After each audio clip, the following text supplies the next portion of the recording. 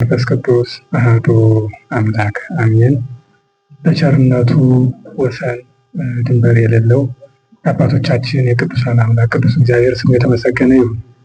እናንተም እንደሚገባችሁ የተከበሩ ሊቀ ስዩማን ቀሲስ ምሩጽ ሞላ የሀገረ ስብከታችን ዋና ስራ አስኪያጅ፣ እንዲሁም የተከበሩ መላከ ልዑላን ቆሞስ አባ ዘሚካኤል የደብረ ታቦር ደብረ ልዑላን መድኃኔዓለም ቤተክርስቲያን ዋና አስተዳዳሪ፣ የተከበራችሁ የጎረቤታችን ምክትል መምህራን፣ ከዩኒቨርሲቲው በተወካይነት የመጡ ወንድማችን፣ እንዲሁም ከባህል ቱሪዝም ቢሮ ተወክለው የመጡ ወንድማችን በአጋጣሚ ስማቸውን ስላልያዝኩኝ አሁን በተለይም ደግሞ በዚህ ዕለት የምንመርቀው ጉባኤ ቤት ወይም ቤተ መጻሕፍት የብፁዕ አቡነ መልከጼዴቅ መታሰቢያ ላይብረሪ ከመሆኑ አንጻር ይሄ ዕለት የበለጠ እኛን ይመለከተናል ብለው ደግሞ የመጡልን የብፁዕ አቡነ መልከጼዴቅ ቤተሰቦች አሉ እና በእውነት በጣም ታላላቅ አባቶች እናቶች ናቸው እና እነሱም እንዲሁ ከሀገር ሽማግሌዎች የመጣችሁ እንዲሁም እናቶቻችን፣ አባቶቻችን፣ ወንድሞቻችን፣ እናቶቻችን ሁላችሁም በዚህ ቅዱስ ጉባኤ የተገኛችሁ እንደምን ዋላችሁ? እንደምን ሰነበታችሁ? እንደምን አላችሁ? በቸርነቱ ያሰባሰበን ለዚህ ዕለት ያበቃን የአባቶቻችን አምላክ ስሙ የተመሰገነ ይሁን። እንደ እግዚአብሔር አምላካችን ቅዱስ ፈቃድ እንደው ብዙ የምናገርበት ያልሆነ ተወሰነ ግን ነገሮችን እነግራቸዋለሁ። ከዚያ በፊት እኔ እንድናገራቸው ያሰብኳቸውን እንደ መልካም ዶሮ ደቃቅሟቸዋል ልጆችና እንግዲህ አንዳንድ ጊዜ እንደዚያ ይሆናልና እኔ ብዙ የምናገረው አይኖርም ማለት ነው። በዚያ ነው እንደው እኔ ከታሪክ አውድ ትንሽ እንድናይ ፈለኩኝ። ኢትዮጵያን ከመጽሐፍ ጋር እንድናያትም ፈለኩና በሱ ዙሪያ ትንሽ ነው የምላችሁ የሚሆነው። ለመነሻችን የሚሆነው ይታደግ ንባቡ ለዝንቱ መጽሐፍ ውስጥ አፉከ፣ የዚህ መጽሐፍ ንባብ ከአንደበትህ አይለይ ብሎ እስመ ትረትዕ ፍኖትከ ወቦቱ ትጠበብ በመጽሐፈ ኢያሱ ምዕራፍ 1 ቁጥር 8 ላይ የምናገኘው ነው እና ይህን መጽሐፍ ከአንደበትህ ካለየህ ጎዳና የቀናች ትሆናለች፣ መንገድህም ደግሞ የተስተካከለች ትሆናለች። ስለዚህ በዚህ በምታነበው መጽሐፍ ምክንያት ትራቀቃለህ ብሎ ሙሴ ለኢያሱ የመከረውን ኢያሱም ደግሞ ለትውልዱ ጽፎ አስቀምጦልን እናገኛለን። የመጽሐፉ መግቢያ አድርጎታል ኢያሱ ማለት ነው። ስለዚህ እንደሚታወቀው ሙሴ ከእግዚአብሔር ቃል በቃል ተነጋግሮ 5 መጻሕፍትን የጻፈልን ነው። ስለዚህ ያው ጸሐፊ አንብቡ ብሎ መምከር ልማዱ ነው። ምክንያቱም እንዲነበብ ስለሆነ የጻፈው ማለት ነው እና ከዚህ አንጻር አባቶቻችን ነቢያት ከተናገሩት እንነሳና ጌታችንም ብእሲ ዘይጸመዳ ለመንግስተ እግዚአብሔር ይመስል ባለቤት ያወፅእ መዝገቡ ብሉየ ወሐዲሰ ብሎ በማቴዎስ ወንጌል ምዕራፍ 13 ቁጥር 33 ላይ ሲናገር እናገኛለን። ምን ማለቱ ነው? ወንጌልን የሚመለከታት የሚማራት የሚያጠናት ሰው እንዲህ ያለ ባለቤትን ይመስላል ብሎ እንዴት ያለ ለሚል ጠያቂ የቆየ ልብስ ያለው እንደገና ደግሞ ሐዲስ ልብስ ያለው። ስለዚህ ያኛው የቆየው ሲለመድ ወይም ሲሰለቸው ወይም ደግሞ ሲያልቅበት ደግሞ አዲሱን እያወጣ የሚለብስ ሁልጊዜ አዲስ እየለበሰ የሚታይ ውበት ያለው አጊያጭ ወይም ለባሽ ሰውን ይመስላል ይላል። እንግዲህ ምን ማለቱ ነው? ከመዝገቡ ከዚህ ከሳጥኑ አሮጌውን ልብስ ያስቀምጥና አዲሱን ልብስ ይለብሳል። እንደገና ያን የለበሰውን ደግሞ ሲሰለች እንደገና ያኛውን ያጥብና መልሶ እንደገና ይለብሰዋል። እንዲህ እያደረገ ይሄ ውበቱን ጌጡን ጠብቆ የሚኖር ሰውን ይመስላል ብሎ ጌታችን ነግሮናል። ያ ማለት ያምርበታል፣ ይዋባል ማለት ነው። እንደው ለየት አድርጎ ግን ከዚህ የነገረን ቅዱስ ዳዊት ነው። ወዘህጎ ያነብብ መዓልተ ወሌሊተ ወይከውን ከመ ዕፅ እንተ ትክልት ሀበ ሙሃዘ ማይ እንተ ትሁ ፍሬሃ በበጊዜሃ። በመዓልትም በሌሊትም የሚያነብ ሁልጊዜ መጻሕፍትን የሚመለከት ሰው ከወንዝ ዳር የተተከለች ተክልን ይመስላል። በየጊዜው ፍሬዋን የምትሰጥ ተክልን ይመስላል አለ። ዘጸማ ይምጻእ ኀቤየ ወይስተይ ኢሳይያስ ምዕራፍ 55 ላይ ውሃ የተጠማ ሰው ወደ እኔ ይምጣ፣ ያለ ወርቅ ውሃ ቀርቶ ይጠጣ፣ ስለዚህ ውሃ ጠጥቶ በሕይወት ይኑር ብሎ ይነግራል። ውሃ ማለት በመጻሕፍት ዓለም ውሃ ብለን ካገኘን አብዛኞቹ የውሃ ትርጓሜዎች የምስጢር ትርጓሜዎች ናቸው፣ የመጻሕፍትን ነገር የሚያሳዩ ናቸውና የተጠማ ሰው ውሃ መጥቶ ይጠጣ ብሎ ሲናገር ውሃ እንደው ቀርቶ ከዚያ ከኢየሩሳሌም ወንዝ እንዲጠጣ ብሎ አይደለም። ምን ማለቱ ነው? ከኔ ቃል እግዚአብሔርን ይጠይቅ፣ ሰውነቱን በዚያ ያርካና ፍሬ ሰጥቶ በሕይወት ይኑር ማለቱ ነው። እና መዝሙረኛው ዳዊት በመዓልትም በሌሊትም መጻሕፍትን የሚመለከት ሰው ፍሬዋን የምትሰጥ ተክልን ይመስላል። በየጊዜው ደግሞ አንድ ቀን ብቻ አይደለም፣ በየጊዜው ፍሬዋን የምትሰጥ ተክልን ይመስላል ብሎ ነግሮናል። እንግዲህ እንዲያው አንድ ጥያቄ ልጠይቅ፣ እናንተም በደንብ መልሱልኝና አሁን የምታፈራ ዛፍ የምትጠቅመው ራሷን ነው ተመጋቢዋን ነው? ማን ነው የምትጠቅመው? ያው ራሷ ታድጋለች፣ ታብባለች፣ ታፈራለች። እሰየው ለራሷ ማድጓ ነው። ግን ፍሬዋ ለሷ ምንድን ነው የሚጠቅማት? ምናልባት ካልተበላ ተመልሶ መጥቶ እንደገና ዛፏንም ማርስ እየሆነ ማዳበሪያ እየሆነ ሊጠቅማት ይችል ይሆናል። ያው በትንሹ ግን ጥቅምነቷ ጠቃሚነቷ ለማን ነው? ሰውየውስ ውሃይቱን ከማነው ዛፊቱን ከወንዝ ዳር ወስዶ በመትከሉ እንደገና ደግሞ ውሃውን በመስኖ እያዞረ በማጠጣቱ እንደገና አረም ሲወጣባት መኮትኮቱ እንደገና ደግሞ አራዊት እንስሳት ሊበሏት ሲሉ ደግሞ አንዳንዶቹ አሉ በትንፋሻቸው ብቻ ተክሎችን የሚያደርቁ እንስሳት። ለምሳሌ ቀበሮ አስግሩ ለነ ቆናጽለኑ ሳነ ሊያማስኑ አጸደ ወይንነ ሰሎሞን የወይናችን ተክል የሚያደርቁትን ቀበሮዎች አስወግዱልን ይላል። እነዚህ ቀበሮ የተነፈሰበት ተክል ይገርማቸዋል፣ ድርቅ ነው እና ቀበሮዎች አልፈው እንዳይገቡ ዘለው የሚገቡበትን በማጠር እንስሳቱም ደግሞ ገብተው እንዳይበሏት በማጠር ይህን ሁሉ እንክብካቤ የሚያደርገው ሰውዬ እንዲያው ዛፊቱ ከዚያ ላይ ተጎልታ እንድትቀመጥ ፈልጎ ይመስላችኋል? ለምንድን ነው እንደዚያ የሚያደርገው? ስታፈራ ምን ለማድረግ ነው? ፍሬዋን ለመብላት አይደል? ስለዚህ ፍሬዋን ለመብላት ያን ሁሉ ጥረት፣ ያን ሁሉ ውጣ ውረድ፣ ያን ሁሉ በሌሊትም በቀንም ከአራዊት ጋር ታግሎ አንዳንዶቹ የሚናከሱ ሊሆኑ ይችላል። ከዚያ ሁሉ ታግሎ የሚጠብቃት ያችን ወይን ምን ልታደርግ ነው ካላችሁ ሆይ አፍርታለት ፍሬዋን ለመብላት ነው ማለት ነው። ስለዚህ ምን ማለት ነው? አሁን ቅድም ሲዘረዘሩ የነበሩ በስጦታ በመጻሕፍት ስጦታ በመምህራችን መምህር ፍሬ ስብሐት ካሳ በኩል ሲዘረዘሩ የነበሩ እዚህ በተለይ በየዓመቱ ምግበ ሥጋ ምግበ ነፍስን የሚመግቡን ወጣቶቻችን ለግየለ በረከት የአቡነ ገብረ መንፈስ ቅዱስ ማህበር ሌሎቹ ተጠቃሚዎቹ ግን ራሳቸው ናቸው። ይገርማችሁ እንዲያው ቅድም ሳስታውሳቸው የነበረ በመጀመሪያው ጊዜያችን አምጥቶ የሰጡን መላከ ሰላም አበበ ገላው እሳቸው ጉባኤቱን መጥተው እንደጀመርን መጥተው ጎበኙ 2011 በዚያው ማለት ነው። ጎበኙ ሄዱና እሳቸው ከሚያደርጉት ባሻገር እንደገና ልጃቸው ወደ ዩኒቨርሲቲ ሲገባ ዲያቆን ልጅ አላቸው።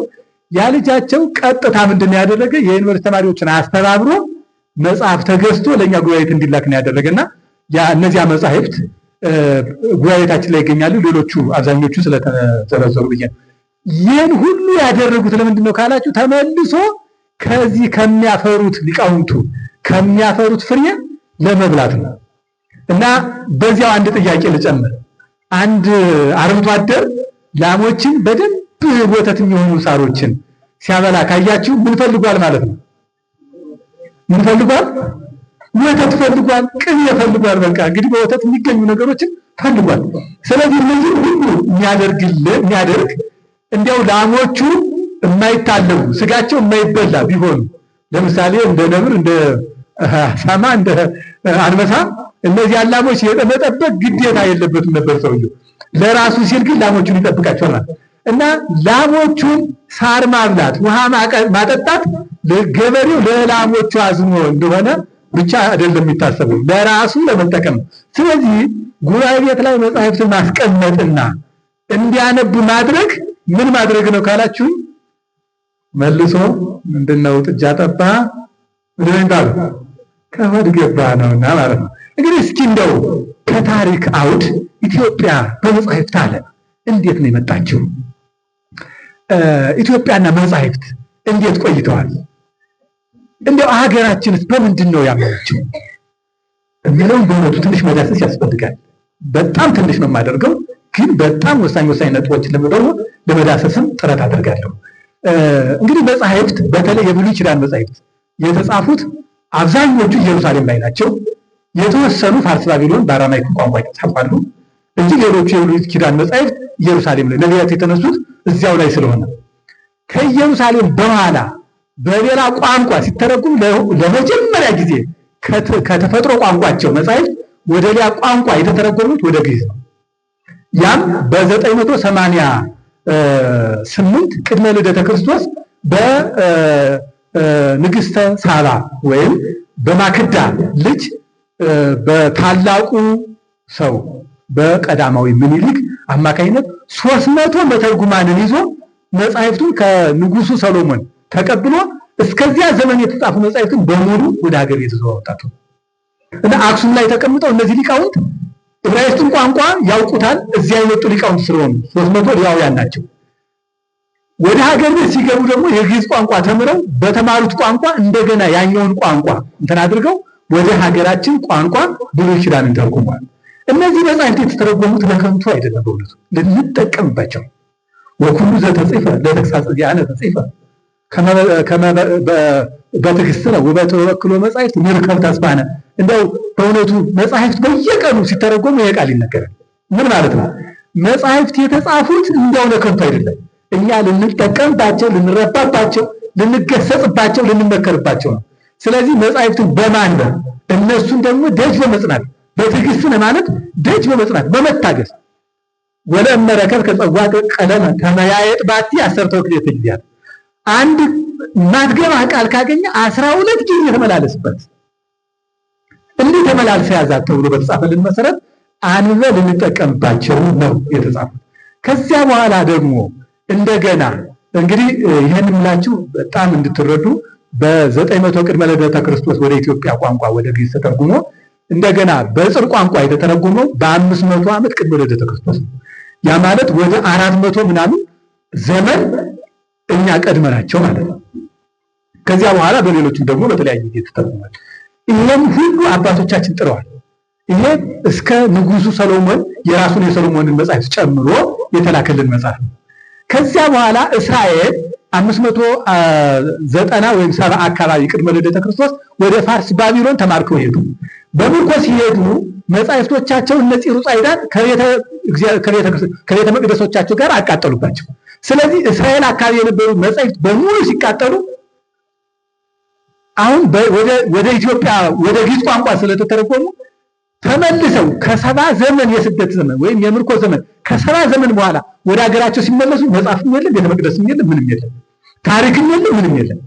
ስለዚህ ያንን ዕዝራ ሱቱኤል ሱባኤ ገብቶ አገኙ። ቀድሞ የተደረሰውን የተቃጠለውን መጽሐፍ እንደገና በሱባኤ ተገለጠለት። በሱባኤ የተገለጠለትን መጽሐፍ መቼስ ዝም ብሎ ከአንድ ሰው ላይ ተገለጠ ሲባል ብዙ ጸሐፍትን አሰልፎ ሌሊት ሲጸልይ ያድራል፣ ቀን ተገልጦለት ሲያጽፍ ይውላል። እንደዚያ ሲያደርግ መጻሕፍቱ ተመልሰው ተጻፉ። መጻሕፍቱ ሲጻፉ እነዚህ በዘመኑ የነበሩ እስራኤላውያን አንተ ላይ ተደርሰው ነው እንጂ የቀደሙት መጻሕፍት አይደሉም፣ ለዚህ ማስረጃ የለህም ሲሉት አይ ወደ ኢትዮጵያ የሄዱ መጻሕፍት ይምጡና እንደገና እኔ በመንፈስ ቅዱስ ተገልጦልኝ ከተረጎምኩት ጋራ ከደረሱት ጋራ ይገናዘብና አንድ ለውጥ ከተገኘበት ያን ጊዜ መጽሐፉ ይወገዳል። በዘመናችን የነበረው መሪ ዙሪያ ይባል ነበር፣ የኢትዮጵያው መሪ ማለት ነው። እሱ እንደገና መጻሕፍትን ለእስራኤል ላከላቸው። በስደትም ሳሉ ደብዳቤ ይጽፍ ነበረ። በተለይ ለባቢሎኑ መሪ ይጽፍ ነበረ። ወገኖችን በሃይማኖት አንድ ስለሆን ወገኖችን ተለቃቸው እንደው ልቀቃቸው፣ ያለዚያ እመጣብሃለሁ ይለው ነበር። እና ይሄንን እያለ ወገኖቹ ሲመለሱለት መጻሕፍት ሲጠየቅ እንዲህ ሊል አይችልም። መልሶ ወደ ሀገራቸው ላካቸው ማለት ነው። ቅጃቸው ዕዝራ ሱቱኤል በመንፈስ ቅዱስ ተገልጦለት ከ40 ቀን ሱባኤ በኋላ የደረሳቸው መጻሕፍትና እኛ ሀገር ላይ ያሉ ወደኛ የመጡ መጻሕፍት እኩል ሆነው ቢገኙ፣ አንድ ሆነው ቢገኙ፣ ለውጥ የሌላቸው ሆነው ቢገኙ በመንፈስ ቅዱስ ደራሲነት የተደረሱ መሆናቸው በዚህ ታውቋል። ለዚያ ነው ሊቁ ቅዱስ ቄርሎስ መጻሕፍት እስትንፋሰ እግዚአብሔር ነው። መጻሕፍት ማናቸው ካልከኝ መጻሕፍት ማለት የመንፈስ ቅዱስ እስትንፋሶች ናቸው። እስትንፋሰ እግዚአብሔር ደግሞ ከጥንተ ተፈጥሯችን ጀምሮ ሕይወታችን ነው። እግዚአብሔር እፍ ያለበት ነገር ሕይወት ነው አይደል?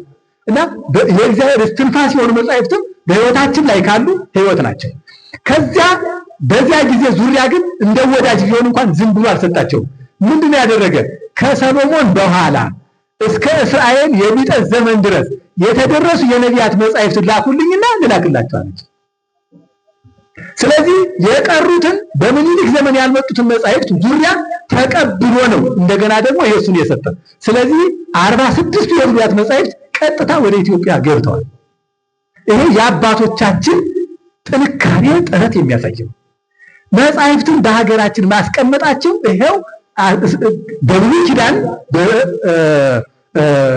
ቀድሞ በሕገ ልቡና፣ በብሉይ ኪዳን በሕገ ኦሪት፣ ከዚያ እንደገና ደግሞ በሕገ ወንጌል ጸንታ የምትኖር ሀገር ኢትዮጵያን ፈጥረውልናል። በእውነቱ ክብርና ምስጋና ለአባቶቻችን ይሁን። በእውነት ከዚያ በኋላ እንደገና ደግሞ በሐዲስ ኪዳን ስንመጣ ጌታ ባረገበት ዓመት እንግዲህ በመጀመሪያው ዓመት ማለት በ34 ዓመተ ምህረት ማለት በዚህ ዓመት አንድ ኢትዮጵያዊ ኢየሩሳሌም ላይ ተገኘ። ያም ባኮስ የሚባለው የንግስቲቱ የንግስተ ህንደኬ ጃንደረባ ነው። ይህ ሰው ወደ ኢየሩሳሌም ሲሄድ አሁን እንኳን የማናደርገውን ነገር ነው እያደረገ የነበረው። አሁን መንገድ ስንሄድ መጽሐፍ አንይዝም፣ አንመለከትም፣ ዝም ብለን እያወራ ነው የምንሄደው። በዚያ ጊዜ የዛሬ 2000 ዓመት በፊት ግን ያ የተማረ ኢትዮጵያዊ ያ የገንዘብ ሚኒስትሯ ያ ባኮስ የሚባለው ሊቅ የኢሳይያስን መጽሐፍ ይዞ እያነበበ ነበር ይሄድ ነበር እና መንፈስ ቅዱስ ሲወርድ አብሮ ተሳትፏል። የሐዋርያትን በመንፈስ ቅዱስ ተቃኝተው ሲናገሩ ንግግራቸውን ሰምቷል። ከዚያ በኋላ ተነስቶ ሰረገላውን ጭኖ ሲሄድ ፊልጶስን መንፈስ ቅዱስ ሁርተሉ ትለወለ ሰረገላ ግብረ ሐዋርያት ምዕራፍ 8 ቁጥር 26 ጀምራችሁ ተመልከቱ። ይሄንን ሰረገላ ተከተለው አለው። ፊልጶስ በእግሩ እንግዲህ መቼም በመንፈስ ቅዱስ አጋዥነት ሩጦ ነው እንጂ ባኮስ ደግሞ በሰረገላ ሆነው ሲሄዱ ፊልጶስ ደረሰበት። ሲደርስ ምን እያለ ሲያነብ ነበረ? መጻ ከመበግ ጠባክ። ይሄ እንግዲህ የኢሳይያስ ቃል ነው። ትንቢተ ኢሳይያስ ምዕራፍ 53 ያለ ነው። እንደ በግ ሊሰዋ መጣ እያለ ያነባል። ይሄን የምታነበውን ታውቀዋለህ አለው። እንግዲህ የብሉይ ኪዳን መጻሕፍትን ነው የሚያነበው። የገለጠልኝ የተረጎመልኝ ሳይኖር እንዴት አውቀዋለሁ አለ። በዚያ ጊዜ ቆሞ አስረዳው። እንግዲህ አስቡ፣ የብሉይ ኪዳኑን ያንን የትንቢቱን መጽሐፍ ሲያነብ ትንቢቱ የደረሰበት መሆኑን ደግሞ ፊልጶስ ነገረው። ሲደርሰው ከውሃ ደረሱ። ጋዛ ወንዝ ሲደርሱ እንዳልጠመቅ ማን ይከለክለኛል አሉ። መጀመሪያ መና ኢየሱስ ክርስቶስ የባሕርይ አምላክ እንደ ቅዱስ ጴጥሮስ ኢየሱስ ክርስቶስ የባሕርይ አምላክ መሆኑን አምኛለሁ አለ። ወርደው በጋዛ ወንዝ ተጠመቀ። ፊልጶስ ተጠመቀ። ማነው? ባኮስ ተጠመቀ። ባኮስን እንዳጠመቀ ፊልጶስ ቀጥታ ደመና ነጥቃ ወሰደችው። ለምንድን ነው ይላሉ መተርጉማን። ፊልጶስ የተጠመቀው ከሐዋርያው መሆኑ ከእግዚአብሔር መልእክተኛ መሆኑ ይታወቅ። የኢትዮጵያውን ባለስልጣን ያጠመቀው በእግሩ የሚሄድ ነው እንዳይባል። አይ ለኢትዮጵያ የሰጣት ክብር እግዚአብሔር። ፊልጶስን ያጠመቀው ማነው? ባኮስን ያጠመቀው ፊልጶስ ወዲያው በነፋስ በደመና ተነጥቆ ሲሄድ እኔን ያጠመቀኝማ የበቃ ነው ብሎ እምነቱን እንዲጸና ነው። አንድ ሁለተኛ ኢትዮጵያን እግዚአብሔር እንደሚያከብራትም ማሳያ ነው። ታላቅ ሰው እኮ የሚላክለት እኮ ለታላቅ ሰው ነው አይደል እኮ። አንድ መልእክተኛ ሲላክ ወደ ነገስታት የሚላክ እኮ የንጉስ በቤተ መንግስቱ ዙሪያ ያለ ሰው እንጂ ዝም ብሎ አሁን የኔ ቢጤውን አንስቶ ወደ ቤተ መንግስት አይላክም። ስለዚህ ለኢትዮጵያ ክብር ሲባል መንፈስ ቅዱስ በእሳት ሰረገላ በደመና ሰረገላ በዚህ በእንጨት ሰረገላ የሚሄደውን ባኮስን አጥምቆ ፊልጶስ በደመና ሰረገላ ተነጥቆ ወደ ሰማይ ሄደ። እንግዲህ ንባብ ከዚህ እንነሳና እስከ ቅርብ ጊዜያችን ድረስ እንመጣለን። በእውነቱ ንባብ በኢትዮጵያ ባህል በጣም ለዚያ እኮ ነው እንግዲህ ቅዱስ ያሬድን ያክል ደራሲ ያፈራ ነው። አባቶቻችን በዚያ ዘመን ሲያስቡ መጻሕፍትን ቅምም አድርጎ እንዲህ አድርጎ ያመጣ ደራሲ ሊቅ። እንግዲህ አቡነ ሰላማም ደግሞ ሲመጡ ወደ ሀገራችን የሐዲስ ኪዳን መጻሕፍት እንዲተረጉሙልን ነው። ቅድም በዝማሬው እንደሰማቸው ከሰላማ ጋር እንተርጉም ሲባል የነበረው አቡነ ሰላማ የሐዲስ ኪዳን መጻሕፍት ተረጉሙ። ከዚያ እንደዚህ ቋንቋ አዋቂ ሲመጣ በየጊዜው መጻሕፍት እንዲተረጉሙላቸው ኢትዮጵያውያን ይጠይቃሉ። ተስዓቱ ቅዱሳን ሲመጡ እንዲሁም በኋላ ደግሞ መተርጉም ሰላማ የሚባል በ14ኛው መቶ ክፍለ ዘመን መተርጉም ሰላማ የሚባል ሰው ነበረ። ብዙ መጻሕፍትን በተለይ የፍልስፍና መጻሕፍትን እነዚህ የሊቃውንትን መጻሕፍት ደግሞ የተረጎመ እና አቡሻህርን እንዲህ የመሳሰሉ እነ ስንክሳር በዚያ ዘመን ተያይዘው የተተረጎሙ ናቸው።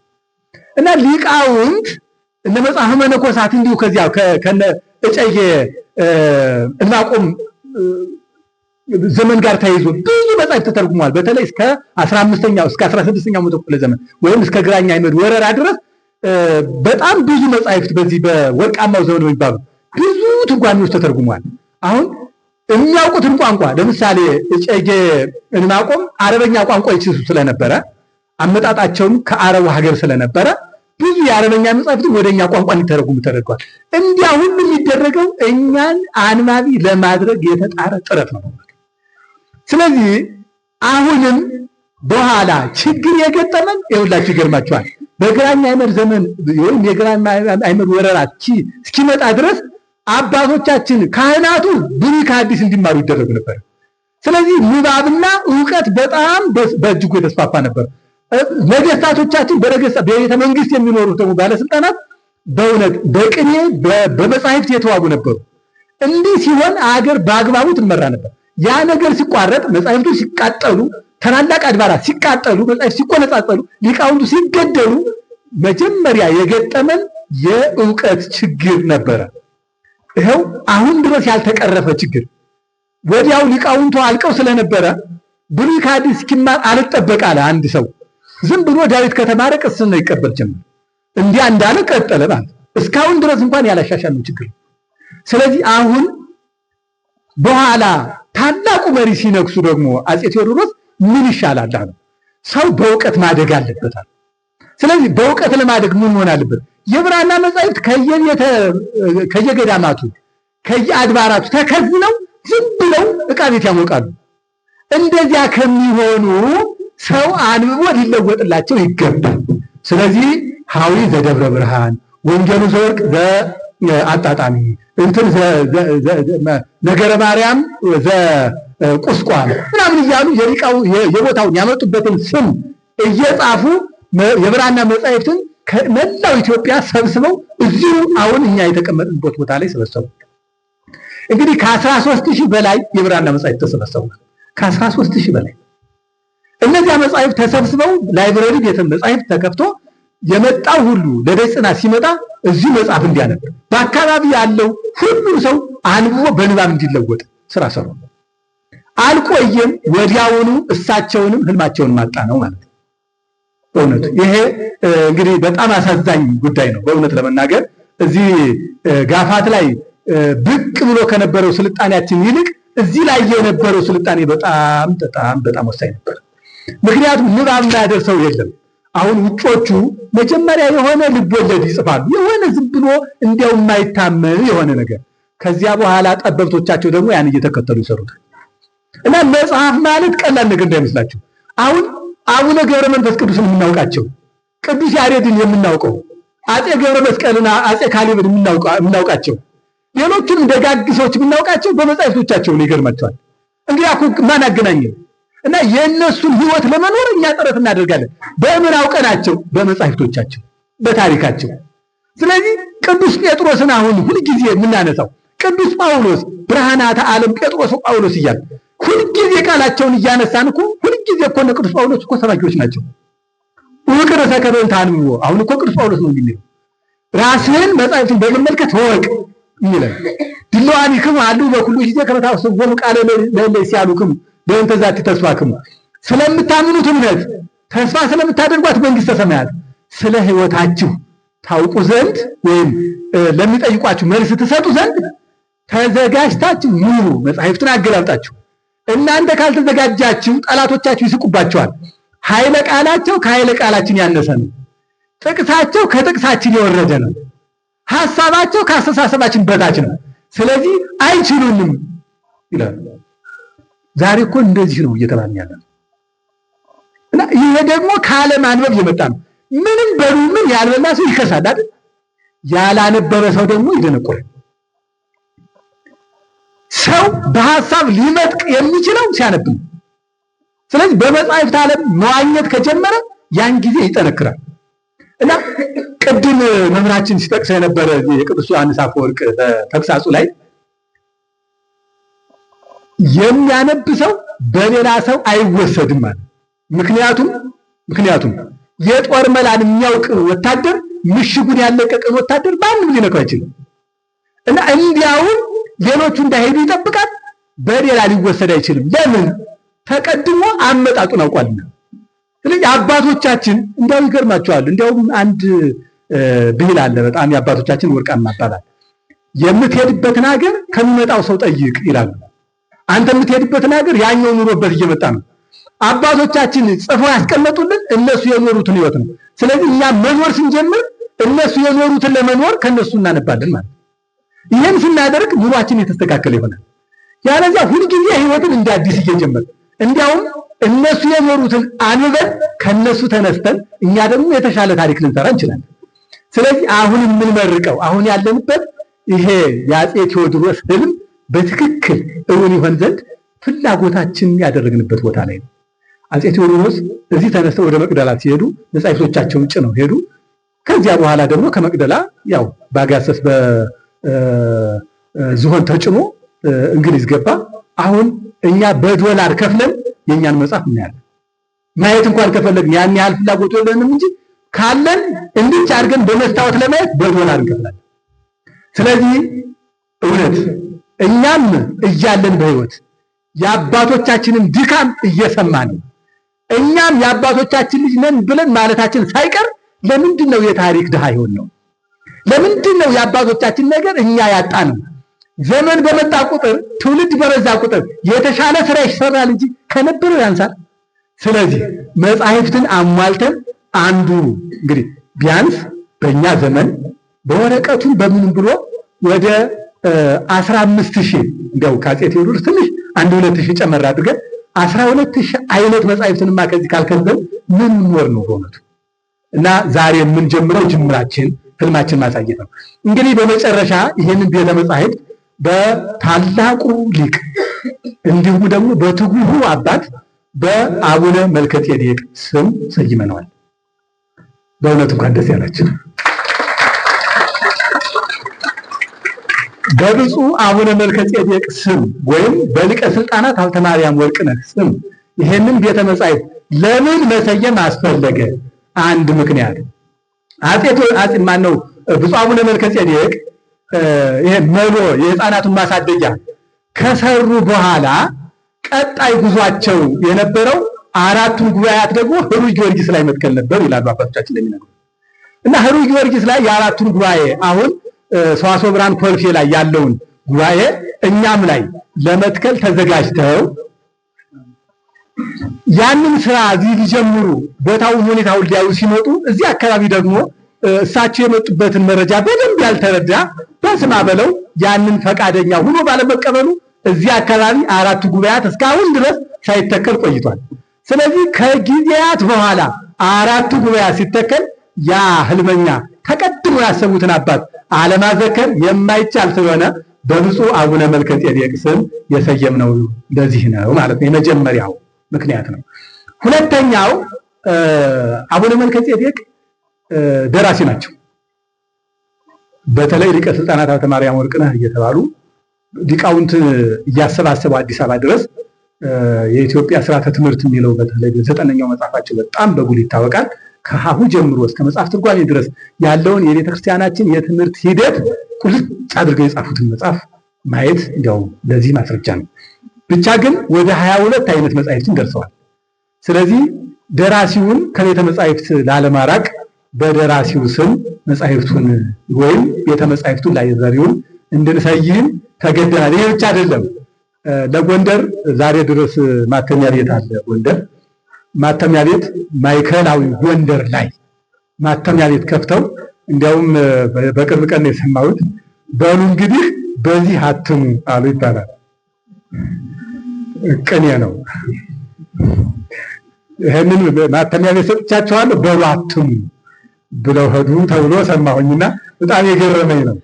እንዲሁ አላገኘንም አልሰማንም እንዳትሉ በሉ እንግዲህ ግን አሁን ቅድም አንዱ ከመጣልን ትንቢተ ኢሳይያስ የሚለው የኔታ ጌታው ሊቀ ሊቃውንት ዕዝራ አዲስ መጽሐፍ የመጀመሪያው መጽሐፋቸው የታተመም እዚሁ ጎንደር ማተሚያ ቤት የአቡነ መልከጼዴቅ አሻራ ያረፈበት ማተሚያ ቤት ላይ መሆኑን በዚያው ይታወቃል። እኔም አጋጣሚ ያንን ማተሚያ ቤት ገብቼ ጎብኝቻለሁ ባይንና በዚህም እድለኛ ነኝ ብዬ አምናለሁ በእውነቱ።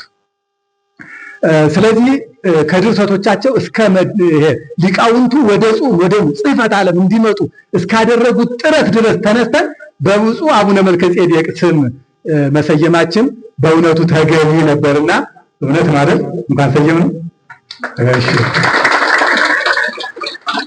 በመጨረሻ ብፁዕ አቡነ መልከጼዴቅ እኔ በእውነቱ በጣም ታሪካቸውን በቅርበት እሰማ ነበረ።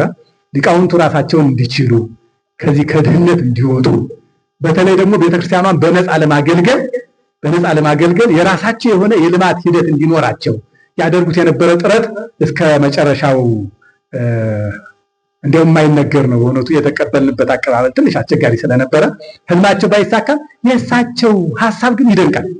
ሌላው እዚያው ቅድስት ሥላሴ ካቴድራል አስተዳዳሪ ሆነው ሊቀ ስልጣናት ሀብተ ማርያም ወርቅነህ እየተባሉ 8 ሰዓት ይነሱና ኪዳናቸውን የሰማዕተ ፍቁር ኪዳናቸውን ያደርሱ ይጨርሱና በካህናቱ ቤት በመቃብር ቤት ባሉ በመነኮሳቱ ይገቡና ዛሬ ላንተ 5 ቃል እንድታጠና ሰጥቻለሁ፣ አንተ ደግሞ 5 ቃል እና በቀን አንድ ሰው 5 ቃላትን አጥንቶ የቋንቋ ምሁር እንዲሆን እንግዲህ ግዕዝኛ የማያውቅ ከሆነ ግዕዝ፣ እንግሊዘኛ የማያውቅ ከሆነ ደግሞ ግዕዝ አውቆ እንግሊዘኛ እንዲያውቅ መጻሕፍቶቹን በመስጠት አንተ በቀን 5 ቃል ይዘህ እንድትገኝ እያሉ በዚህ ብቻ 5 በቃሉ እየያዘ 5 ቃላትን በቀን እየያዘ ቋንቋ ተናጋሪ እንዲሆን ያደረጉት ሁሉ ሰው እንደነበረ በእውነቱ ሰምቻለሁ። ስለዚህ የእውቀት ፍላጎታቸው ሰውን ለማሳወቅ የሚጥሩበት ጥረት በእጅጉ የሚደነቅ ስለሆነ በእሳቸው ስም መሰየማችን አንዱ ይሄ በእውነቱ በጣም ተገቢ ነው ለማለት ነው። በመጨረሻ ብፁዕ አቡነ መልከጼዴቅ ያረፉ የኛ ጉባኤቱ እንደተጀመረ ነው እና ጉባኤቱ እንደተጀመረ ስለነበር የእሳቸው ቀብር አስፈጻሚ የሚባል ኮሚቴ ተቋቋመ። በዚያ በቀብር አስፈጻሚ ኮሚቴ ደግሞ ብፁዕ አንጋፋው አረጋዊ አባት አቡነ ኤልያስ የዚያ ሰብሳቢ ነበሩ። ብፁዕ አቡነ ኤልያስ ማለት የስዊድን ሀገረ ስብከት የስዊድንና እስካንዲያን ካርዲና ብለውታል ይመስለኛል። አሁን ብቻ እንደዚህ ስም ሰይመውታል።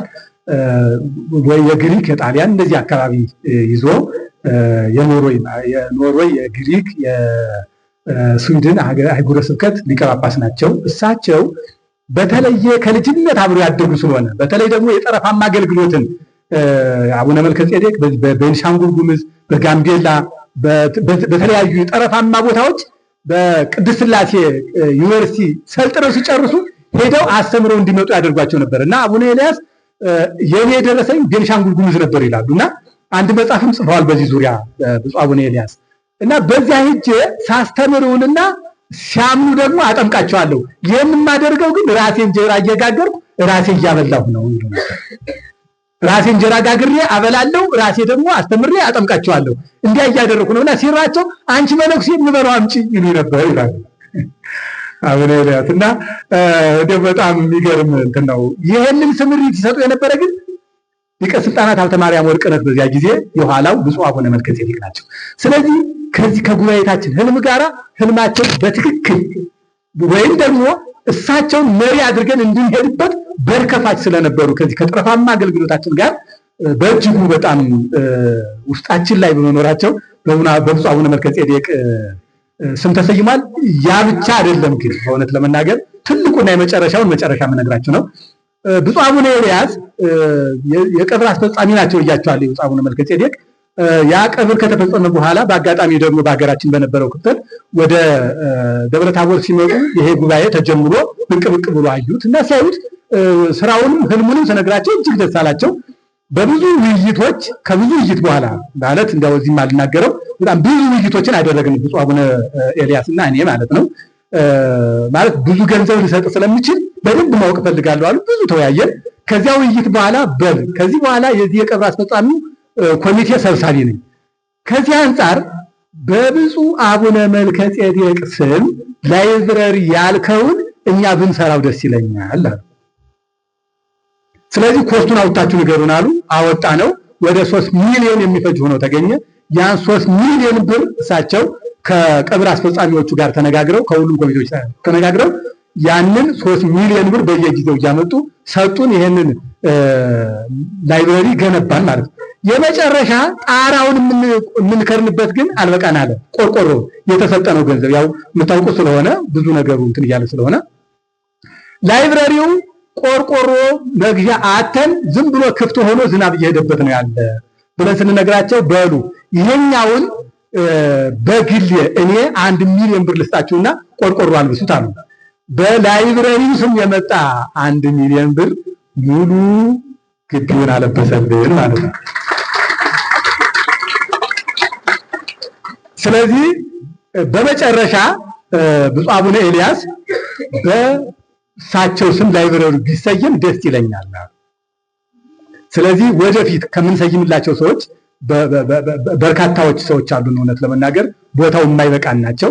ግን የመጀመሪያው ፈቃዳቸውም ስለሆነ በተለይ ብፁዕ አቡነ ኤልያስ ያን ሁሉ አሁንም ጉባኤ ሲመረቅ በእውነቱ አየር መንገድ ቢኖር መንገዱን ባልሰቀው እመጣ ነበር እያሉ ነው። እዚያ ሆነው እንዴት ዋለ እንዴት ተመረቀ። እንዲያውም እዚያ አንድ ሰው ገባ የምርቃቱ ዕለት እሳቸውን ሊገናኛቸው አዲስ አበባ ነበሩ ብፁዕ አቡነ ኤልያስ እና ገብቶ ሲያናግራቸው የኔ ጉባኤ ቤት ዛሬ ይመረቃል አሉኛል። የኔ ጉባኤ ቤት ዛሬ ይመረቃል፣ የኔ መድኃኒዓለም የተሰራ ስራ አለ ያ ዛሬ ይመረቃል ሳለባልኩኝ ብለው ነገሩኝ ብሎ እስከዚህ ድረስ እና የኛ አባት የኔ እያሉ ሁሉ ያሰሩን ተቋም እና እሳቸውም ደስ ይላቸው ብለን በእውነቱ በአቡነ መልከጼዴቅ ስም ይሄንን ቤተ መጻሕፍት ሰይመነዋል ማለት ነው። እና ምን ፈልገው ነበረ የብፁዕ አቡነ መልከጼዴቅን ፎቶ እንዲህ በማነር መልኩ ነው ለጥፈን ልናከብር የነበረውና እንዲህ ስናስብ እዚሁ እኛ መኖራቸውን በእውነቱ እንግዲህ ለሀገሩም ያን ያህል ስለሆንኩ አልዞረልኝ ነበርና መጋቢ ሀብታት መጋቢ ፍስሐ ሰንደቄ ቤተሰቦቻቸውን መስማት አለባቸው ብለው ራሳቸው ሂደው ነገሩ። እነሱ ደግሞ የብፁዕ አቡነ መልከጼዴቅን የህይወት ታሪክ በአጠቃላይ የያዙ 2 መጽሔቶች እንደገና ደግሞ ፎቶዎቹ እዚያ በኋላ ይከፈታል ታዩታላችሁ በሩ ላይ። ሁልጊዜም ሰው ሲመጣ የብፁዕ አቡነ መልከጼዴቅ መታሰቢያ ላይብረሪ መሆኑን በፎቶም ተረጋግጦ እንዲያይ አምጥተውልናል። በእጅጉ አመስግኑልን። በእውነት ከመጡ አይቀር ከቤተሰቦቻቸው 22 መጽሐፎች አሏቸው የአባታችን ብፁዕ አቡነ መልከጼዴቅ። ከ22ቱ መጽሐፍት 2ቱ ወይም 3ቱ ናቸው ላይብረሪያችን ላይ ይገቡልን ማለት። ስለዚህ 22ቱንም እንድታመጡልን እንጠይቃለን። ያው ገበያ ላይ ስለማይገኙ አፈላልጋችሁ ነው ልታመጡልን የምትችሉና በዚያም በዚህም ብላችሁ መቼም አታጡም በየጓዳችሁ ገብታችሁ ብለን እናስባለን። እንግዲህ ሌሎች መጽሐፍቱን በእሳቸው ስም የተሰየሙ ላይብረሪ ሞልቶ ምልጥ ብሎ ማየት እንደምትፈልጉ መቼም አንጠራጠርም። እዚህም የሌላችሁ ሌላ ቦታ የምታዩ የእሳቸው ወዳጆች ልጆች ትኖራላችሁ። እንዲሁ ደግሞ ጉባኤታችን የጥናት ማዕከል እንዲሆን ነው። አሁን ዛሬ የምንመርቀው ክፍት ሲል እንደው እንዳደነግጡ ባዶ ሸልፍ ነው የምንመርቀው። ባዶ ሸልፍ ነው የምንመርቀው። ይሄው እንፈልጋለን ማለት ነው። ስለዚህ እኛን አብሉን፣ እኛ ደግሞ ወተታችንን እንስጥ ማለት ነው። የሚፈልገው እሱ ነው። እኛን ውሃ ጠጡን፣ ከኛ ደግሞ ፍሬ ብሉ ለማለት ነው። አሁን የምንፈልገው እሱ ነው። የተማረ ካህን እንዲኖራችሁ ታስባላችሁ? ካሰባችሁ ይሄው መጻሕፍቱን አስቀምጡልን እኛ እናነብ እንድንጽፍና መጻሕፍት እንዲኖሩን ከፈለጋችሁ ቅድም መምህር ልሳነ ወርቅ ንብ ነው አንባቢ ብሏል። ንብ ደግሞ ቀስማ ዝም አትልም። ከቀሰመች በኋላ ምን ትሰራለች?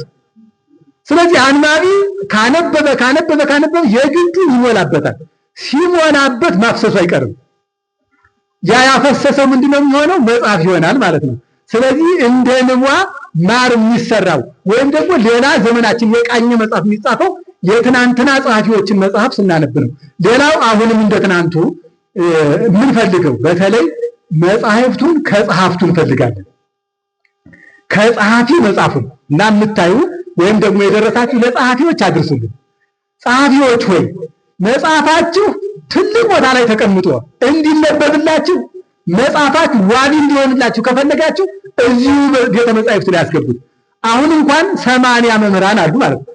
እነዚህ 80 መምህራን አንዳንድ መጽሐፍ ቢጽፉ የእናንተ መጽሐፍ ዋቢ እየሆነ ከዚህ መጽሐፍ ላይ ከዚህ ላይብረሪ እንግዲህ ይሄ የሚጎበኝ ነው። እዚህ ቦታ በየትኛውም ቦታ የሚመጡ የዩኒቨርሲቲ ተመራማሪዎች፣ አጥኚዎች፣ ጎብኚዎች መጥተው ከዚህ ሲገቡ የእናንተን መጽሐፍ ከዚህ እንዲያገኟቸው እኛም ደግሞ በእናንተ መጽሐፍ ተምረን እኛም እንደናንተ ጸሐፊዎች እንድንሆን መጽሐፍቶቻችሁ ከዚህ እንዲቀመጡ መጽሐፍን ከጸሐፊዎች እንፈልጋለን። ከጸሐፊዎች ያን ስንላችሁ ደግሞ ጸሐፊ ይሰጣችኋል ብላችሁ ደግሞ ሌሎቻችሁ ደግሞ አንተም እንዳትሉ። ምክንያቱም አንድ ጊዜ 10 ሰው አንድ መጽሐፍ ይፈልግ ላይብረሪ ነውና 10 መጽሐፍ ከአንድ ላይብረሪ ሊቀመጥ ይገባል። ስለዚህ 10 አንባቢዎች በአንድ ጊዜ ሳይቸገሩ የሚያነቡት ሊሆን ይገባል ማለት ነው።